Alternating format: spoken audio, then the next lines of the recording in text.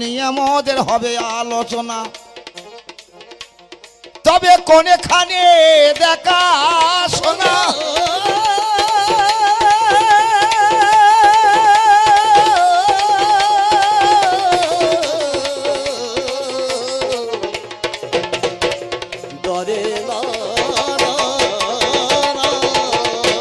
কবি গান গাইতে গেলে দেখাশোনা করে গান গাইতে হয়। ভাগ্য এবং কর্মের মাঝখানে দেখাশোনা কোথায়? যেখানেই কর্ম সেইখানেই ভাগ্য না। আজকে এই আসরই দেখাশোনা করাটাই ভালো। আজ আমাদের দুইজনাই আসরই দেখাশোনা। কেন? উনিও আছেন, আমিও আছি। আসরই দেখা করিয়ে দেখি আজকে আলোচনাটা কেমন হয়। তাহলে বন্দনা গান সেরে উনি গো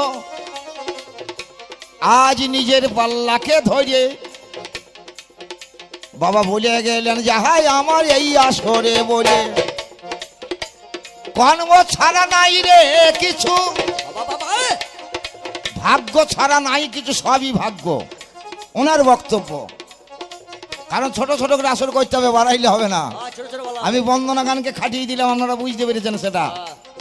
একদম বিষয় আলোচনা হবে, যা হবে বিষয় হোক। হ্যাঁ, আজকে ওনার বক্তব্য হলো ভাগ্য ছাড়া কিছুই নাই, কপালে যা আছে তাই হবে।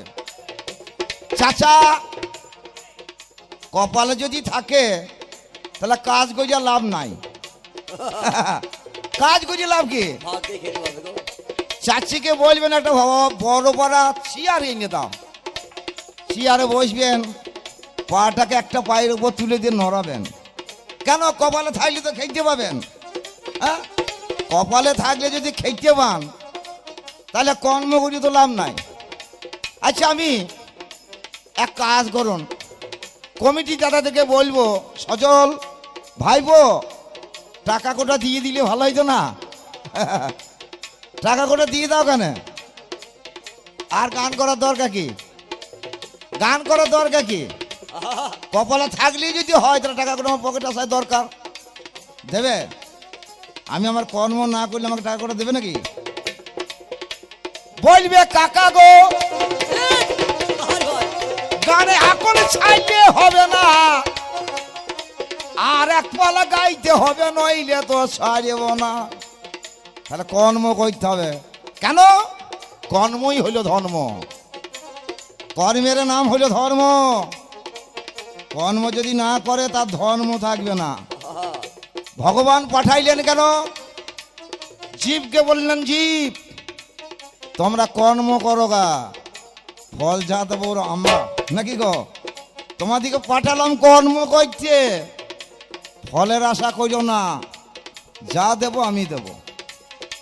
ভগবান দেবে, কপাল দেবে না। কেন দেবে? আমি যদি কর্ম করিয়ে থাকি।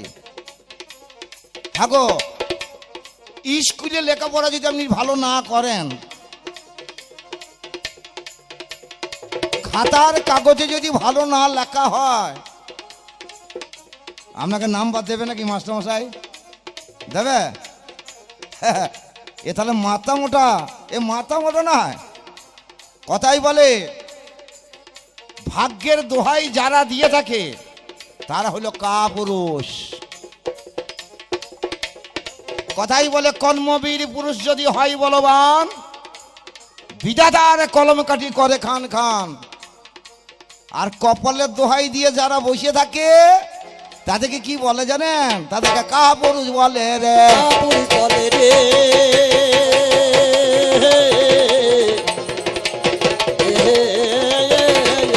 ওরে বলিব তোমায় ধরে ধরে,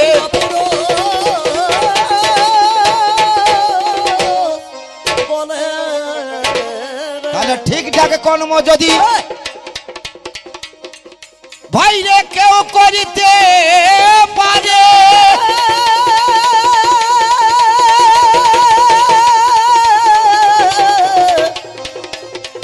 কেউ করিতে ঠিকঠাক যদি কর্ম করে তাহলে কর্মের জন্য ফল পায় রে। শোনে কর্ম কর্ণ ভরে। যেমন মাঠে আমার বল খেলতে যায়, বল খেলা করে দুটো দলে, যারা যেমন কর্ম করে রা ভাই। হ্যালো আচ্ছা হ্যালো কর্মটা ছাড়ুন, দুটো দলে খেলা হয়। বাবা বাবা খেলা করে কেন? একটা প্রাইজ পাবো বলে। দুটো দলের মধ্যে একটা দল যদি বলে আমরা খেলবো না, প্রাইজ দেবে নাকি? দেবে? কেন দেবে না? তোমরা খেললে না বলিয়ে, কর্ম করলে না। তারা যদি বলে না আমরা ভাগ্যের দোয়া, আমাদের কপালে থাকলে আসবে, চুপ করে যদি বসে থাকে আসবে নাকি? আসবে না ভাই রে। কর্মই হলো ধর্ম রে। আমি তোর কাছেতে গাই, ভাগ্যের দোহাই দিয়ে বসে থাকলে কা পুরুষ বসে ডাকে তাহায়। কতগুলো টিকিধারী মাল তারাই কপালের দোহাই দিয়ে বসে থাকে। কেন? খাটার ভয়ে বাবা। চৈত্র মাসের রোদে মাঠে কাজ করতে গেলে তো কষ্ট হবে। যাদের খাটার ভয় থাকে তারা কপালের উপর দোহাই দিয়ে বসে থাকে। তার একটা চৈতন্য কাটবে, একটা টিকি রাখবে, মালা নেবে, ঝোলা নেবে, দাঁড়ে দাঁড়ে যাবে, মা দুটো ভিক্ষা দাও। তারা হলো সেই কাঁড়া দাসকোটা। এই কাঁড়া দাসকোটাই বলবে এইসব কথা যে কপালে থাকলে হবে। তবু দেখুন, ভিক্ষা না করলে ভিক মেলে না। কর্মই হলো শ্রেষ্ঠ। আমি পরে পরে আলোচনা হবে, তুমি সেটা বুঝতে পারবে যে কর্ম ছাড়া জগতে কিছুই নাই। আচ্ছা কাকা, আমাদের জন্ম কিভাবে হইল গো? প্রথম থেকে যায়, সৃষ্টি তত্ত্বে যায়। জন্ম কিভাবে হইল? কর্ম করে হইল। হরি বল হরি বল, আর বলবো না। মা বাবার কর্ম যদি না থাকতো আমাদের জন্ম হইতো না। হরি বল লহারি ভাই। তাহলে প্রথমেই কর্ম করে জন্ম রে। এটা ভাগ্যের জন্য নয়। ওরে তোরে কাছে একে একে দিব পরিচয়। তবে আগে তোমার প্রশ্নের উত্তর ওগো আমায় দিতে হবে। তুমি প্রশ্ন করলে হে ভাই, কর্ম কাকে বলে? কর্ম কাকে বলে? কর্ম কয় প্রকার? কোন কর্মে কেমন ফল? এই সব আলোচনা। তাহলে কর্ম কাকে বলে? কিছু করাকে বলা হয় কর্ম। কিছু করাকে বলা হয় কর্ম। লহারি লহারি ভাই। তাহলে যা করব তাহাই কর্ম। কর্ম করতে জগতে এসেছি। আমরা যখন মাতৃগর্ভে মহাপদ্মে ছিলাম, অষ্টম মাস বয়সে মাতৃগর্ভে মহাপদ্মে ভগবানের সঙ্গে আমাদের যোগাযোগ হলো। অষ্টম মাস বয়স যখন মাতৃগর্ভে, তখনই ভগবানের সঙ্গে আমাদের যোগাযোগ। আমি বললাম ঠাকুর আর যাব না। কেন? ওইটা হলো জম্বুদ্বীপ, এই মাতৃগর্ভে বসে আমি সাধনা করব। ঠাকুর বলল না, যা, এই বাঁকা তোর শেষ জন্ম, আর আসতে হবে না, যেতে হবে না, সাধু সঙ্গ করিয়া জীব। তুই মত বুঝেই থাকবি, কর্মই তো ধর্ম বটে, কর্ম করিয়ে যাবি। আমার এই মহামন্ত্র নাম তুই জপ করবি রে ভাই। এই মহামন্ত্র নামে জপের জন্য আর আসতে যেতে হবে না। এটা হলো তোর কর্ম, আসল কর্ম। এই কর্ম করতে এসেছি। তাহলে কর্ম কাকে বলে? করাকে বলা হয় কর্ম। কিছু না করলে কর্ম হয় না। তাহলে করাই হলো কর্ম। কর্ম কয় প্রকার? কর্ম হলো তিন প্রকার। একটা সঞ্চিত কর্ম, একটা প্রারব্ধ কর্ম, আর একটা হলো ক্রিয়মান কর্ম। সঞ্চিত কর্ম কাকে বলে? যা সঞ্চয় করা থাকে তাহাই হলো সঞ্চিত। আমি যে আগের জন্মে কর্মটা ভালো করে থাকি, এ জন্মের কর্মের ফল আমি একটা ভালো পাবো, একে বলা হয় সঞ্চয়। ব্যাংকের টাকা যদি জমা দেওয়া থাকে, তাহলে অ্যাকাউন্টে পাসবই ফেলে দিলে আমি টাকা পাবো, জমা না দিলে, না থাকলে আর পাবো না। একে বলা হয় সঞ্চয়। প্রারব্ধ, কাল কর্ম করেছি আজকে ফল, কালকের কর্ম আজকে ফল। ক্রিয়মান কর্ম, আজকে করছি, আজকে বল, আজকে আমি গান করব, গান শেষ হবে সজলকে বলবো ভাইপো টাকা দাও, একবারে সঙ্গে সঙ্গে। একে বলা হয় ক্রিয়মান। তাহলে তিনটে কর্ম। আবার একটা কর্ম, একটা সুকর্ম, একটা কুকর্ম, আর একটা হলো বাদ কর্ম, নাকি গো? বাদ কর্ম কি? যাকে বাদ দেওয়া হয়, এ ভালো নয় মন্দও নয়, এ বোঝা যায় না, এটা বাদ দিয়ে দাও। তাহলে তিন প্রকারের কর্মই আছে। আমি বলি গো তোমায় বাবা, সঞ্চিত কর্মের একটা ফল পাওয়া যায়। সঞ্চিত কর্মের ফলটা শোন, একটা উপমা না দিলে বুঝতে পারবেন না। একদিন দুটো ভিখারি আমার ভিক্ষা করতে গেল, সারাদিন ভিক্ষা করে যান, এনে সত্যি দল কেমন ভাবে? একজনা হরিনাম বলি ভিক্ষা করে, হরে কৃষ্ণ মহামন্ত্র নাম দিয়ে ভিক্ষা করে, আর একজনা হরিকথা না বলি ভিক্ষা করে। দুইজনা ভিক্ষা করিয়ে ফিরে আসছে, আসার সময় দুইজনা হোঁচট খেয়ে বুঝেছে, দুইজনাই বুঝেছে। যে হরি না বলে ভিক্ষা করে হোঁচট খেয়ে বুঝেছে, সে এক ঘটি সোনা কুড়িয়ে পেয়েছে, এক ঘটি সোনা। আর যে হরি বলে ভিক্ষা করে হোঁচট খেয়ে বুঝেছে, তার পায়ে একটা গুইয়ে বাবলা কাঁটা ঢুকে গিয়েছে, গুইয়ে বাবলা কাঁটা। হরিবলা ভিখারিটা বলছে ছি ছি ছি ছি, আর ভালো কাজ করে কি হবে? ভগবানের কাছে আক্ষেপ করে বলছে, হে ঠাকুর, আর আমি ভালো কাজ করব না। ভালো কাজ করিয়ে আমি হরিনাম করে ভিক্ষা করলাম, হোঁচট খেয়ে পড়ি আমার পায়ে গুইয়ে বাবলা কাঁটা ভুগলো, আর ও হরি বলল না, কিছুই বলল না, হোঁচট খেয়ে পড়ি এক ঘটি সোনা করিয়ে ফেলল। আমি আর হরি কথা মুখেতে বলিব না, এইটা তার মনের মধ্যে জেগেছে বাসনা। ছদ্মবেশে ভগবান সেই ভিখারি দুটোর কাছে গিয়েছে। তোমাদের এত আক্ষেপ কেন? বলে আক্ষেপ হবে না, আমি হরি বলি ভিক্ষা করতে গিয়ে হোঁচট খেয়ে পড়ি আমার পায়ে কাঁটা ভুগল, আরে হরি না বলি ভিক্ষা করি হোঁচট খেয়ে এক ঘটি সোনা কুড়িয়ে ফেলল। এই হরি কথা বলি কি হবে? ভগবান ছদ্মবেশে বলল, শোনো, আগের জন্মে তুমি যা কর্ম করেছিলে, তোমার এমন মন্দ কর্ম ছিল, এ জন্মে শুলিয়ে চাপতে হইতো, শুল হইতো। তোমার এ জন্মের কর্মটা ভালো হইল বলে ওই কাঁটার উপর দিয়ে চলে গেল, আর শুলিয়ে চাপতে হইল না। তাহলে কর্ম, আগের জন্মের যা মন্দ কর্ম ছিল, এ জন্মে শুলিয়ে বসতে হইতো। এ জন্মের কর্মটা ভালো হইল বলে ওই কাঁটার উপর দিয়ে শোধ হইল, আর শুলিয়ে বসতে হইল না। আর ওই ভিখারি আগের জন্মে যা ভালো কাজ করেছিল, এ জন্মের রাজা হওয়ার কথা ছিল, এ জন্মের কর্মটা ভালো হইল না বলিয়ে ওকে এক ঘটিতে সারলাম, এক ঘটিতে সারলাম।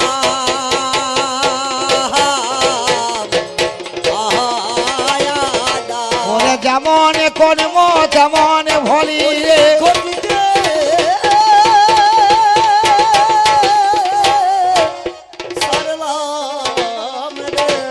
ওরে কর্ম কোথায় জন্ম বন্ধু, শোনয় আলোচনা।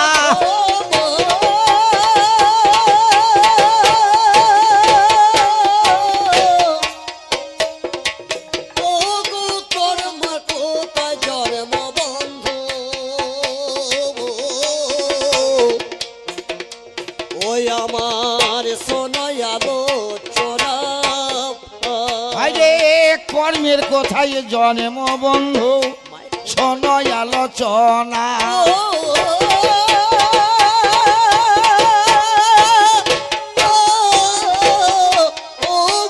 কর্মের কোথায় জন্ম বন্ধু, শোনয় আলোচনা। ওরে তা নইলে ভাগ্য দাদা বুঝিতে পারিবে না, আর তা নইলে, তা নইলে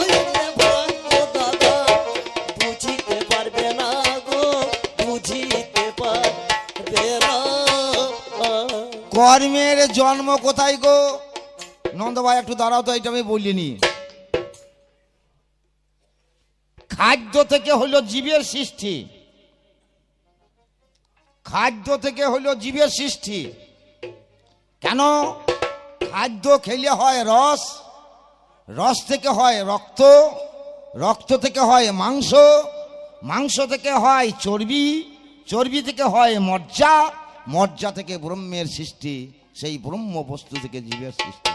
তাহলে খাদ্য থেকে জীবের সৃষ্টি। খাদ্যের সৃষ্টি কোথা থেকে? জল থেকে। জল না হলে খাদ্য হবে না। জলের সৃষ্টি কোথা থেকে? মেঘ থেকে।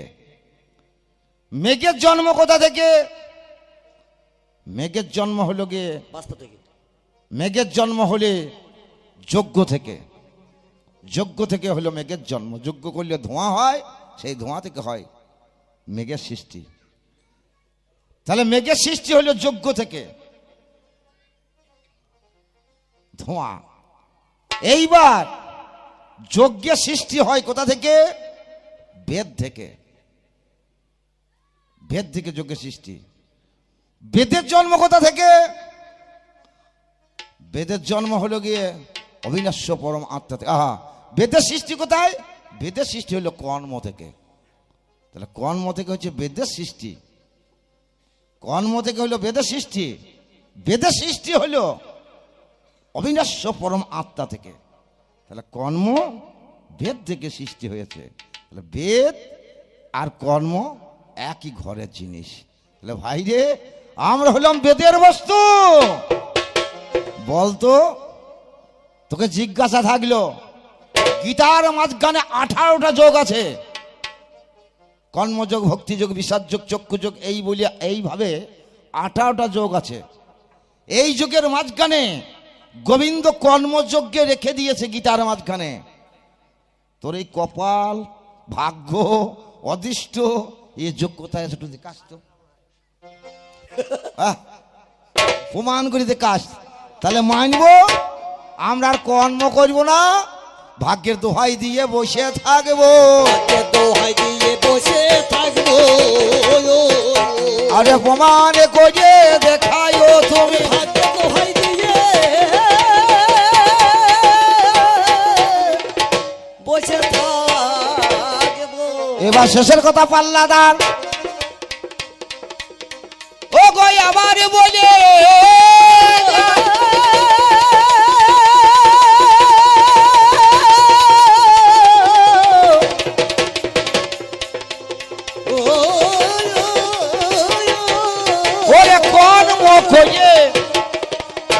কর্ম খোঁজে কার ভালো ফল হলো দেখাও তো আমায়। কর্ম খোঁজে ভালো ফল হলো কার একটু দেখাও। আপনারা জানেন শাস্ত্রে লেখা আছে, ভালো কর্ম যদি করে ভালো ফলই হবে, মন্দ কর্ম করলে মন্দ ফল হবে। এটা তো সত্য কথা।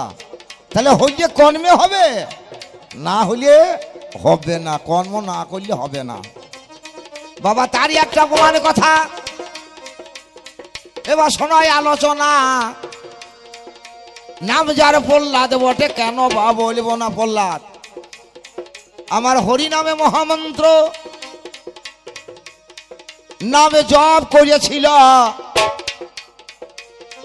ওরে তার জন্য তার পিতা কত কষ্ট দিল, কত দুঃখ দিল বলুন তো। হরে কৃষ্ণ মহামন্ত্র নাম, এ নাম ছাড়া প্রহ্লাদ কোনোদিনও চলেনি। তার বাবা হিরণ্যকশিপু নিষেধ করেছিল। কেন? হিরণ্যকশিপু ছিল ঈশ্বর বিদ্বেষ, কৃষ্ণ বিদ্বেষ। প্রহ্লাদ, ওই কৃষ্ণ কথা মুখে আনবি না, হরি কথা মুখে আনবি না। তবু প্রহ্লাদ ওই নাম ছাড়িনি, নামটাকে ধরে রেখেছিল। কেন? নামকে সে বিশ্বাস করেছিল, নামই হইল শ্রেষ্ঠ। তার পিতা কত অত্যাচার করেছিল। প্রহ্লাদকে নিয়ে গিয়ে সাগরে জলে ফেলে দেয়। বাবা পাহাড় হইতে ফেলেছিল, তবু মরল না। প্রহ্লাদের নামের গুণে ভেসে গেল গো। আবার আগুনে ফেলে দিল। ওই নামের গুণে প্রহ্লাদ আমার তাও তো বেঁচে ছিল। খ্যাপা হাতির পদতলে প্রহ্লাদকে ফেলে দেয়, তবুই আমার প্রহ্লাদ প্রাণে মরল নাই। কাল সর্পের মুখে আমার প্রহ্লাদকে ফেলেছিল, ওই নামের গুণে প্রহ্লাদ আমার সেও তো তৈরি গেল। তাহলে ভালো কর্মে ভালো ফল। ভাইরে শোনায় আলোচনা, নাম যারে জগাই মাথায়, কেন বা বলবো না। কলিযুগে জগাই মাথায় তার মন্দ কর্ম ছিল, মন্দ কর্মকে ছেড়ে আবার ভালো কর্মে এলো। নিতাইয়ের কপালে মদের কলসি ছুঁড়ে মেরেছিল ভাই, পুনরায় জগাই মাথায় ক্ষমা চেয়ে নেয়। শেষ পর্যন্ত হরিনামের মালা গলে দিল, তার ভালো ফলের জন্যে, আমার ভালো কর্মের জন্যে বন্ধু ভালো ফল পেল। মহাপ্রভুর সান্নিধ্য পেয়েছিল রে ভাই। তাই বলি কর্ম ছাড়া জগতে কিছু নাই। কর্ম ছাড়া যদি তুমি প্রমাণ করতে পারো, তাহলে আমি কর্ম করব না। কপাল ভাই আমার এ কথা ধরো। তবে আমি জানি কর্ম ছাড়া কিছুই নাই রে, কর্ম ছাড়া কিছুই নাই রে। আমি অল্পে অল্পে বললাম এ তোমার, কর্ম ছাড়া কিছু নাই রে। এই কর্মই হলো শান্তি, কর্মই হলো সুখ, কর্মই হলো ধর্ম। এই পর্যন্ত যাক, ছোট করে হইলো, ছোট বলা করাই ভালো। ও একবার উঠুক দিয়ে আবার আমি উঠবো, তখন হবে বড় বড় পালা। কারণ বেশি বাড়াইতে গেলে শ্রোতার চাঞ্চল্য হয়ে যাবে, শ্রোতার মন চঞ্চল হয়ে গেলে আমাদের গানও হয়ে যাবে চঞ্চল। কাজেই ঠিক অল্প অল্প করে বলে আপনাদের কাছে রেখে দিলাম। আর কোনো প্রশ্ন আছে নাকি? ওই ঘুরি ফিরি ওইটাই প্রশ্ন। যা হলো ঘুরি ফিরি কাকে বলে, কয় প্রকার, এ কি মাহাত্ম, কি ফল, এই যাক মোটামুটি দিলাম। দ্বিতীয় পাল্লায় বড় বড় আলোচনা হবে।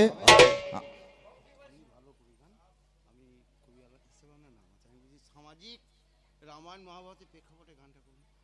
রামায়ণ মহাভারত দিয়ে তো গান করবো, অবশ্যই করবো দ্বিতীয় পাল্লায়। সামাজিক রামায়ণ মহাভারত দিয়ে গানটা তিনটি হবে তো, যেমন আমি একটু একটু করে দিলাম, সামাজিক একটু দিলাম, একটু রামায়ণ মহাভারতের মাঝখানেও দিলাম, সামান্য করে দিলাম।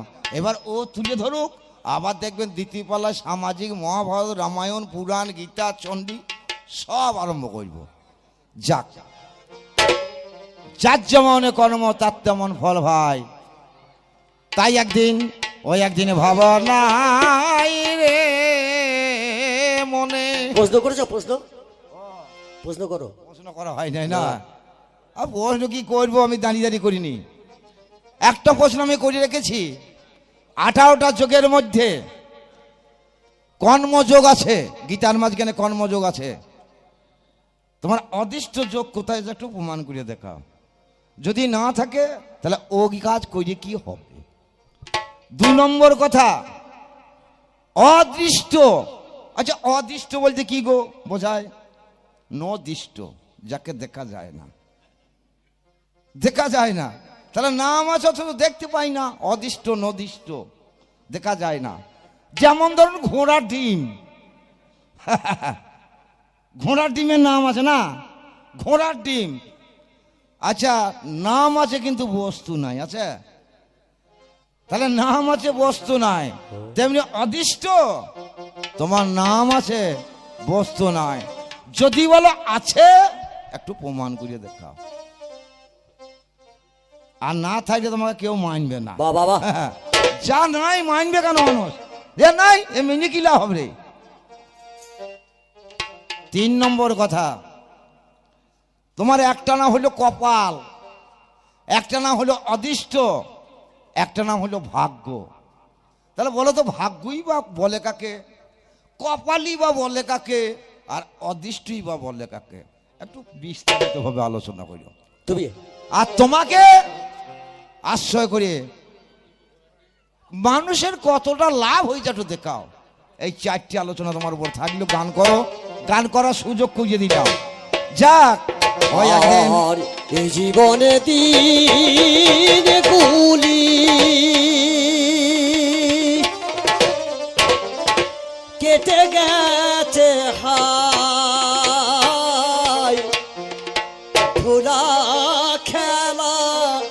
রঙ্গ রসে রে আমি একা কাঁদি খাটে বসে রে আমি একা কাঁদি খাটে বসে এ জীবন দিনগুলি কেটে গেছে হায় ধুলা খেলা রঙ্গ রতে আমি একা কাঁদি কাটে বসে আমি একা কাঁদি কাটে বসে আর পশ্চিমে আকাশে রবি বসিল পাটে পশ্চিম আকাশে রবি বসিল পাটে আধারে ঘনালো চারিপাশে আমি একা কাঁদি কাটে বসে আমি একা কাঁদি কাটে বসে আমি একা কাঁদি কাটে বসে আর নরাকারে ধরা ধামে পেয়েছি নুঠান এর আগে কোথায় ছিলাম আমার জানা নাই নরাকারে ধরা ধামে পেয়েছি নুঠান এর আগে কোথায়